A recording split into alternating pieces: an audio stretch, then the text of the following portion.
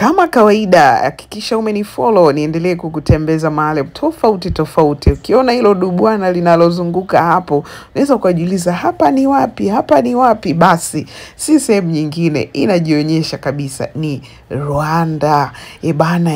Rwanda ikiwa usiku panapendeza sana, panavutia sana. Kama ilivyo ada, mimi sikutembezi tu bali na kutembeza pia kukujuza mawili matatu usiyoyafahamu. Ilikuwa wakati mzuri. Ndiyo, ilikuwa wakati mzuri. Kama unavyoona uwaga ni mkono. Sasa sijui ni mkono wa nani. Mimi sijataka sana kujua ni mkono wa nani, lakini hapo ni mkono. Alafu ukizunguka pembeni ndio utaona hilo jengo lenye linazunguka na mataa yanawaka yakionyesha bendera ya Rwanda.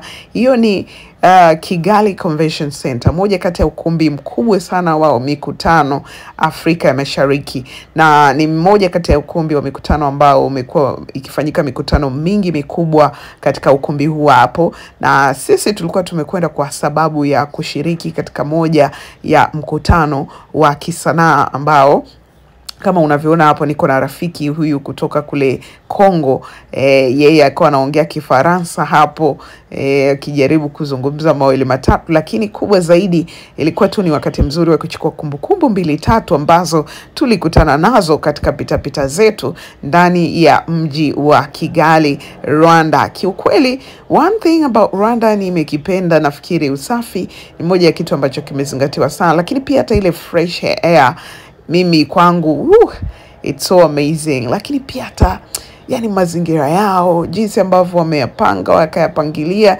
it's so beautiful and nice kiukweli. Kwa hiyo mimi nikaendelea kuchukua pale maengo mbalimbali kuhakikisha tu kwamba sipitwi na chochote na lolote.